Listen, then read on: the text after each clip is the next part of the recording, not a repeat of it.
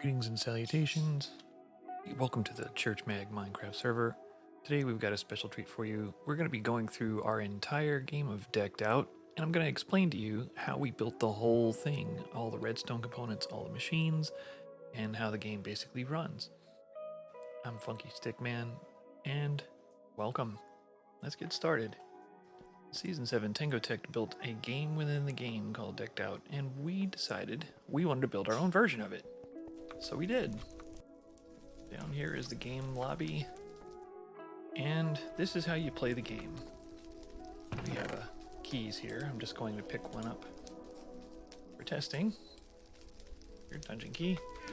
So how you play the game, put a key in here.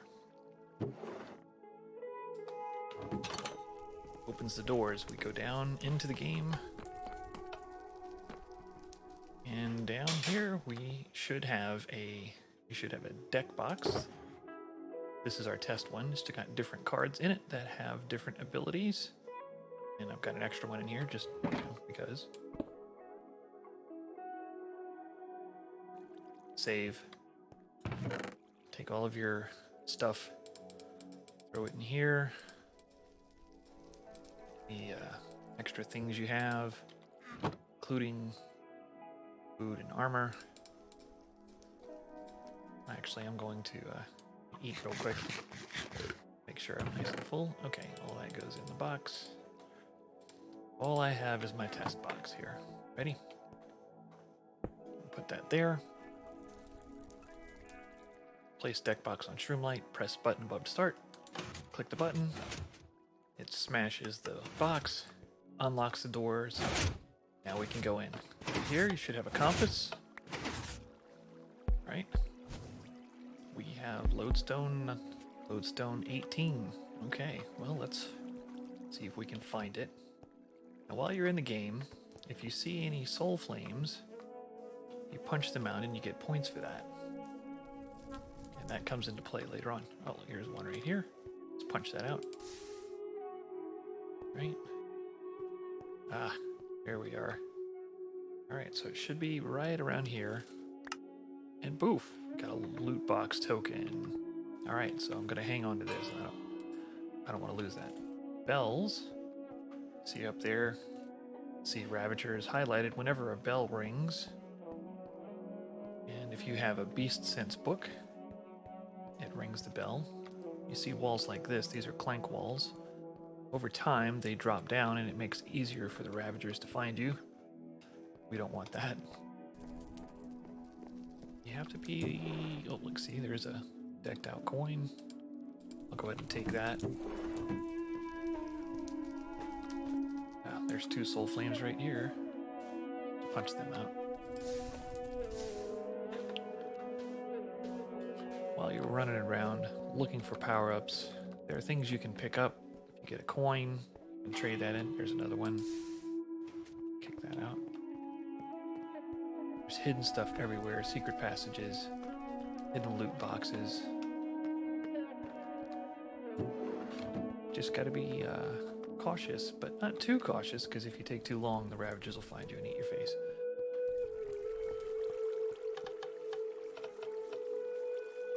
There we go. Kick that one. Alright, so now we're done. We make our way out.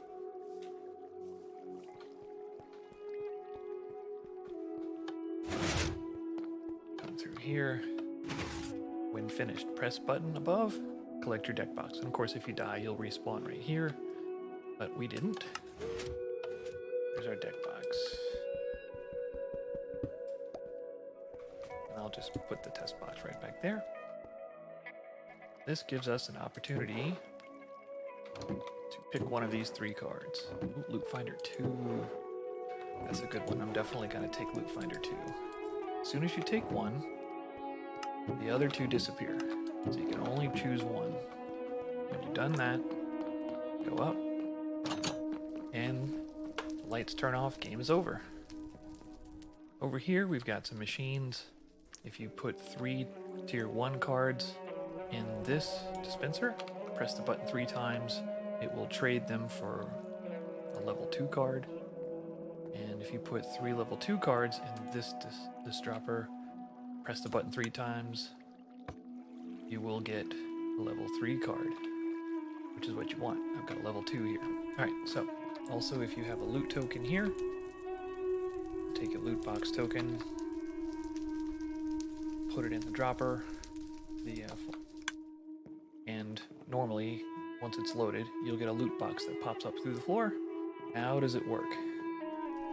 And in that we'll have artifacts and coins and things like that, goodies. This is where you trade them in. So let's see how it all starts. This is a T flip-flop circuit. Pretty simple. Press a button, it opens and closes the door. This is where it starts right here. This is the barrel you place your dungeon key in. Right there. Below that is standard tileable item filter. So it only allows properly named dungeon keys to go through. You see this line is powered. It's locked, which means you put a key in, it sits there and waits. You press the on button, it unlocks this hopper. It does a bunch of other things too. And once it unlocks this hopper, the key passes through, ends up in here. You can see this one's still in here. And when it does, it sends a pulse from here, only when it passes through here. When it does that, it sends a pulse over here, opens these doors. And then when you press the game start button, it sends a pulse here and closes them again. And when the game is over, you get a pulse from down here from the game over button, allows them to open for a few seconds when you press on the pressure plates. Down here, all the loot boxes are going to go here. This is the dispenser that pops them up through the floor. This is a loot box token item filter. So it has exactly enough items in it so that if the correct item goes in, of course if you don't have the correctly named loot box token, it won't go through. But if it does, it will extend this signal to here, turn this off, and the signal inverter will shoot that. And the leftover ones end up down here. So let's show you what happens down here. This is the card sorting machine for your deck box. But before we do that, let me show you how it works. When you start the game, you put your shulker box here, you press this button. Backside of this wall, the button is on the other side of this block. It sends a pulse here, which smashes the shulker box and sends a game start signal down that way. I'll show you what that does in a minute. Shulker box goes through here. This is a shulker box unloader. Empties its contents into this hopper. When it's empty, this comparator goes off and it smashes the box. So all the box and its contents separately go through this sorter chain. There's 5 different books, 3 levels of each. So there's 15 sorters. Down on this end, anything that is a special card gets sorted into this chest and then into this chain down here. The actual shulker box and anything else that's not a card goes through this hopper line.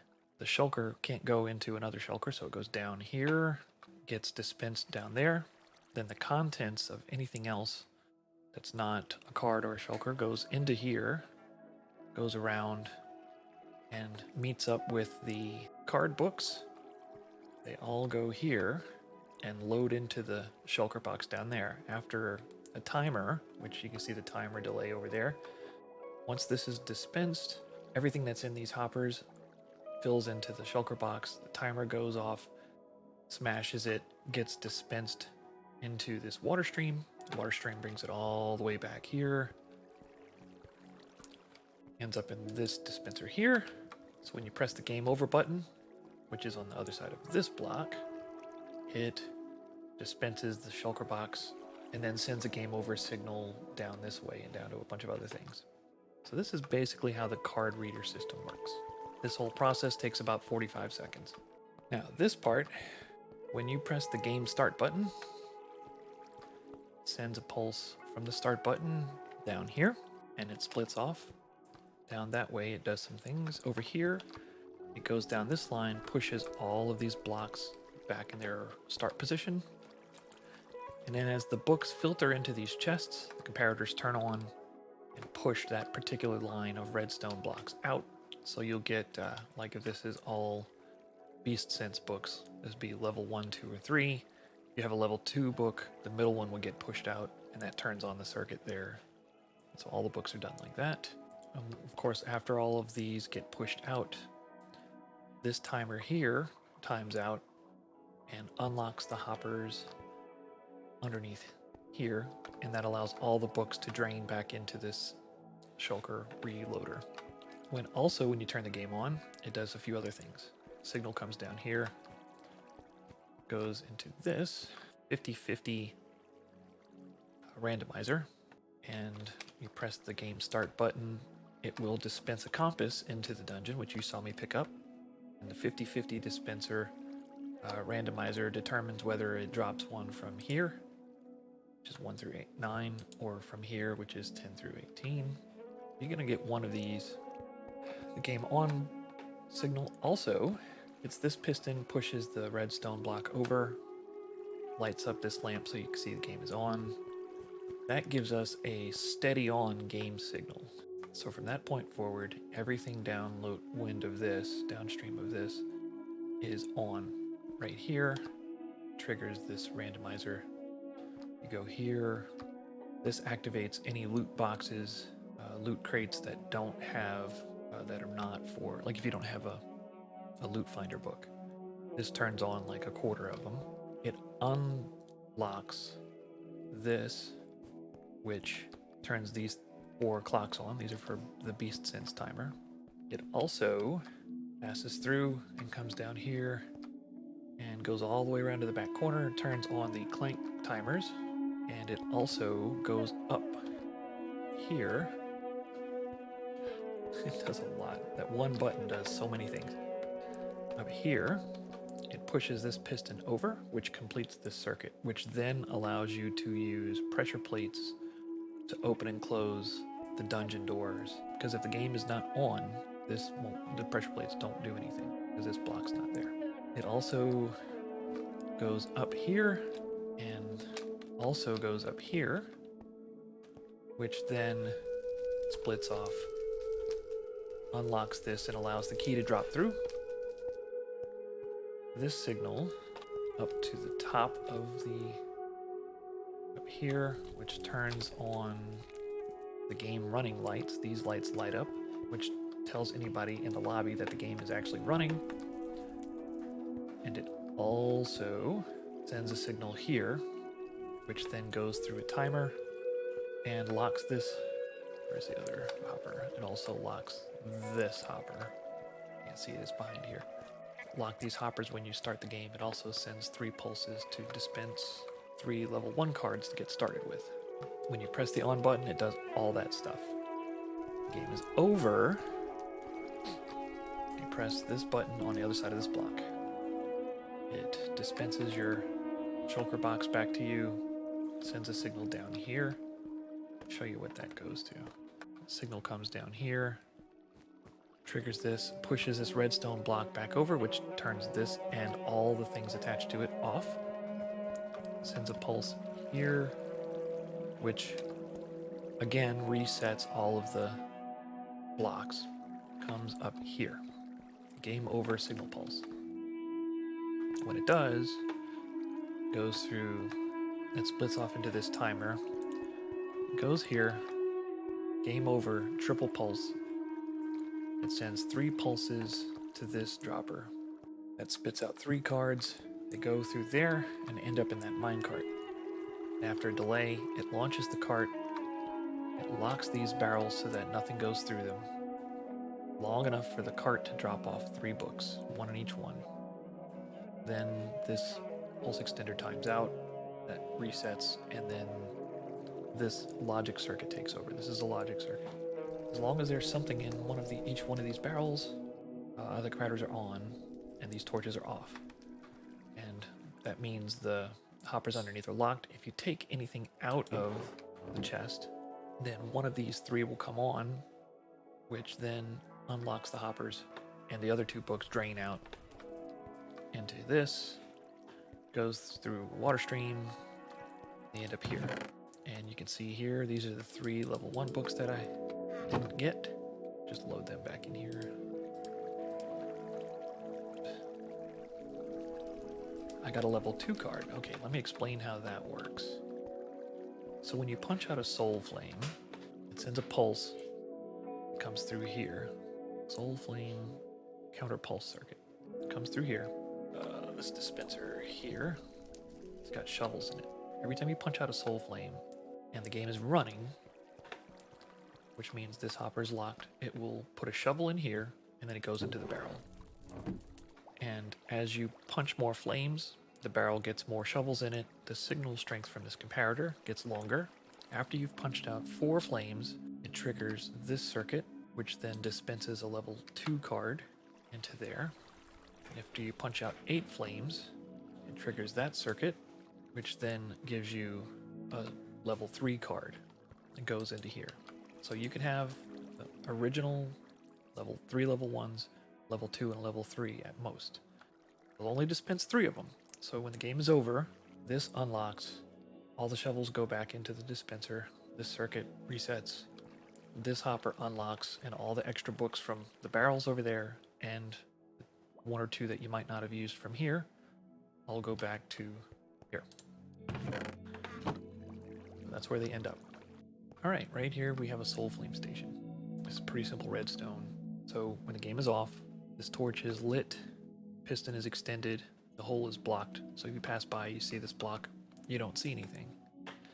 You send it a signal, turn it on, power this block, it dispenses a fire charge, which lights the soul flame.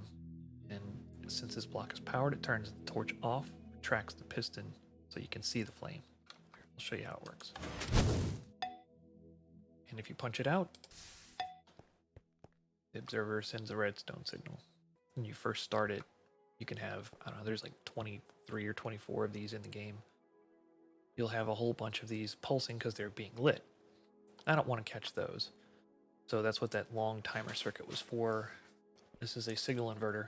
These are really important because I use these for the clank walls and I use them for the loot boxes. And all it is just a block and a redstone torch. Turn it on, that turns off. Turn that off, that turns on. This loot box, nothing in the box. I've got items in here. Okay, normally we want this off, but if this is not powered, normally this torch will be on, which powers this block, locks the hopper, makes the dispenser, will shoot an item into here, which then goes into that. You see now I've got an item in here. Well, we want this normally to be off, so you have to use a signal inverter like this. Next thing we have is a randomizer. This is Tango's design. I didn't come up with this. In here you have 3 non-stackable items and a stackable item. So comparators measure the fullness of a container. If you have 5 non-stackable items in a hopper, you can't fit any more items in it, so it's considered full. If you put a stackable item in it, you can put 5 stackable items in it. It's not full because technically you can put in 4 more stacks plus 59. It puts out a relatively weak signal. When you turn this on and you get a non-stackable item, the container is 1/5 full, so it'll send a signal strength of 2 or more, which reaches this and turns it on, which then turns this off. This block is no longer powered, so this torch comes on and the whole machine works, and now I got something in my loot box. Turn it off, it goes back into there. This machine turns off, everything drains back into the dropper.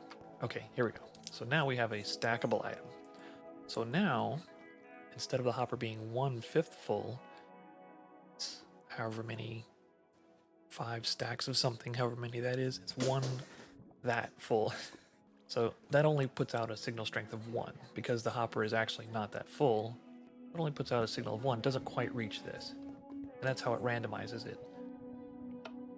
You have a 3 out of 4 chance of the circuit turning on when you power it. And these are used all over the place. For soul flames, this is 3 out of 4 chance. For loot boxes, 3 out of 4 chance. This is the clank timer pressure plates. If you step on one of these, there's 1 non-stackable item and 2 stackables. So that means you have a 33% chance of it triggering when you step on the pressure plate. It's a 33% chance of it going womp womp womp and advancing the clank timer. Here's one of our lodestone stations. Lodestone number 4. This is the actual lodestone. So the compass will point to this block here.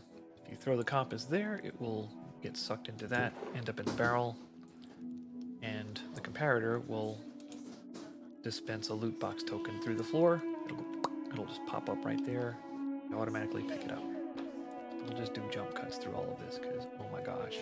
Back here we have card sorting machine. Like I said before, depending on the strength of the card, it will push either this line, or this line of blocks out, which then the redstone will start a signal from here, here, or here. By the time it gets here, it's only strong enough to power this first one, 15 blocks. If you have a level 2, it pushes out this center row of blocks, which starts the signal from here. And that means it's strong enough to make it all the way to this middle repeater. And same thing with 3, it will extend the signal all the way to this third one. Using the same principle, you just repeat that. You have 3 more. So level 2 would be this middle one, these 2 lit up. You go down to the next ones, same thing, these 2 were lit up. So this is how you can pass a binary signal of 0, 1, 2, or 3 all the way down the chain. This is how everything in the game is run, using books. When the game starts, if you have a stealth book, it will push one of these 3 rows out, and it'll send a signal through these repeaters. And you'll also get a on signal that tells the clank timers to start. It goes all the way around here, and these 2 lines will go all the way to the back. Let's go all the way to the back. Backity back, back, back. This is the clank wall stealth timer setup. First thing I'm going to do is I'm going to turn off this observer clock because it is noisy and it's driving me insane. There. Okay. You won't hear that during the game because that turns off when the game starts. So let's walk through what happens. One of these 3 or none of them will be lit up, and the game on signal, let's pretend the game is on. Let me just put that back and turn the clank on. There. Okay, clank is now on. That extends this piston, which allows these pulses to pass through. You have an on signal here, and then you have your 3 strength signals here. All of these torches are logic circuits, so only this one is lit. Then all of these are locked except for this one, which is the fastest timer. All the rest of them are locked. They won't reload. If you have level 2 or level 1, let's say we have level 1, then that one, the game on and level 1 is on. See, that turns these off. That disables this clock and enables this one. And of course, if you same thing with level 2 or 3. Let's say we have a level 3. Right? So that means the game on and all 3 of these repeaters are on. That means the slowest clock is now unlocked and it's running. These repeaters are on. That means that this clock is locked. It won't go anywhere. These do. The other side of these clocks, we have these pulses. Go up here, go around, and they go through this randomizer here. They'll go through this line. This randomizer is a 1 in 3 chance. Every time the clock pulses, you have a 1/3 chance that it will send a signal to here. That dispenses boats into this barrel. 27 of them. Right? And as this barrel fills up with boats, depending on how fast the clocks are running, the comparator will send out a stronger and stronger signal as more and more boats get in it. The clocks are sending pulses. This barrel is filling up with boats. The signal strength gets stronger and stronger, and then all of these clank walls sequentially light up.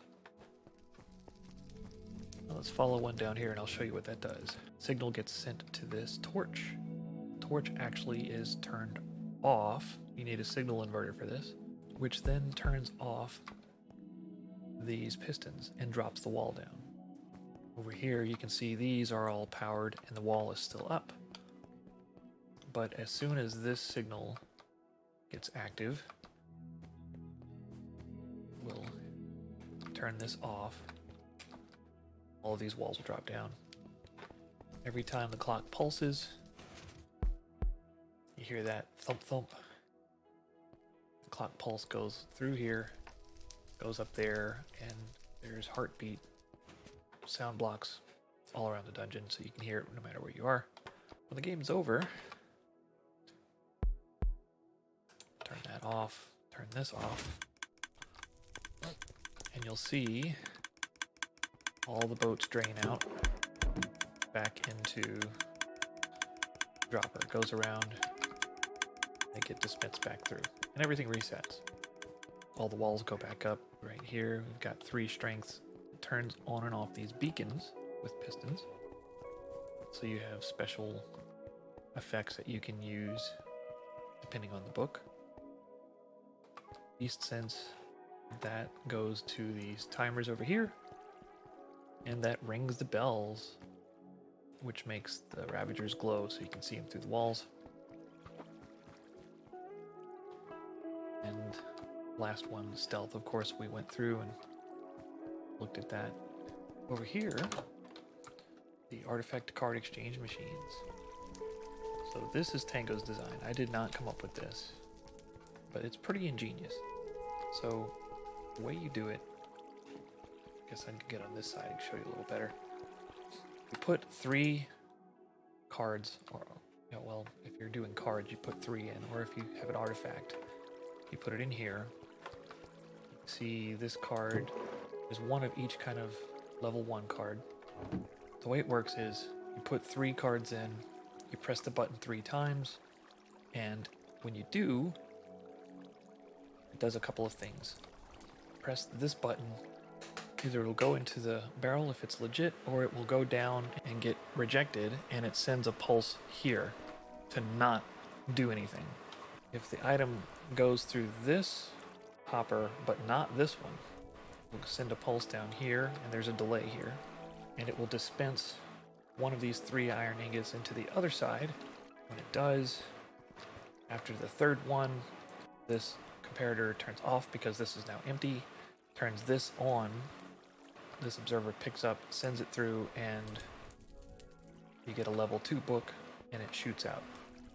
Kind of sneaky how he did this, but it's very ingenious, extremely cool how he has that going into that. The observers pick it up and it's timed just right so that it only sends the counter if the item goes into the barrel. It's very ingenious. I don't know how he figured that out, but it's very cool. Down this way, we have the button machine. So the way this works is you press a button here, and it spits out a dungeon key. That closes, and look here, I got the dungeon key. And then over the next several hours, this will gradually fill back up, and when all the lights are on, this will open, you can press the button and get another dungeon key. Built this one on my own. It's pretty similar to the way Tango did it. I think the way he did it was more along the lines of filling up a barrel with items, and using a comparator strength to turn these on. So what I did instead was I just put in enough shovels to where over time these hoppers gradually fill up with shovels and light up the lights, and when the last one is full, it pulls the piston up and you can press the button. Over here is the hopper clock. Over here is the dispenser with dungeon keys in it. It's not exactly the way he did it, but it works essentially the same way. And it'll probably take about 6 hours for that to go back up. Put that back in. Item exchange goes here.